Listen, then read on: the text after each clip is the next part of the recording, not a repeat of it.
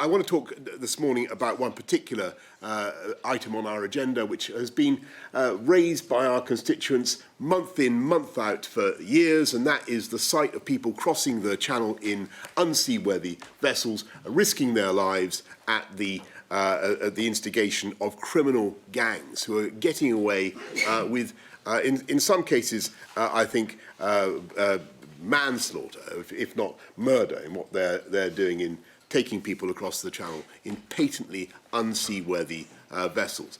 We have had to stop it. It's been extremely difficult to find a way of doing it that is humane. It is not reasonable to try to turn boats around at sea in the English Channel. Those waters are very dangerous. We've had to work within the scope of common humanity and compassion. That's the right thing to do. But we have to interrupt the business model of the gangs. And what we see now is our policy, the economic and migration partnership with Rwanda that we have engaged upon, now under a huge amount of attack, and not least from lawyers who are finding a way to unpick. And I love lawyers. I mean, many of the people around this table are lawyers.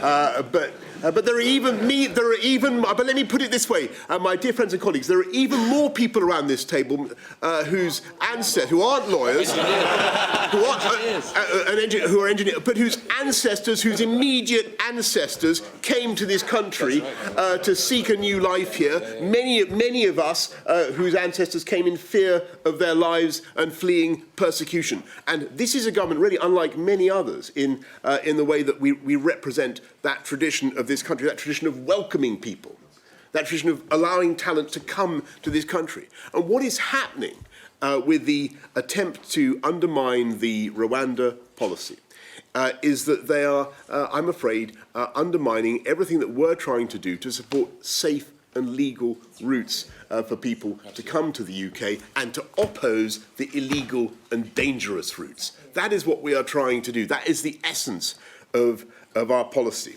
And I think that what the criminal gangs are doing and what those who effectively are abetting the work of the criminal gangs are doing is undermining people's confidence in the safe and legal system, undermining people's general acceptance of immigration. So my message to everybody today is that we are not going to be in any way deterred or abashed by some of the criticism that is being directed upon this policy, some of it from slightly unexpected quarters.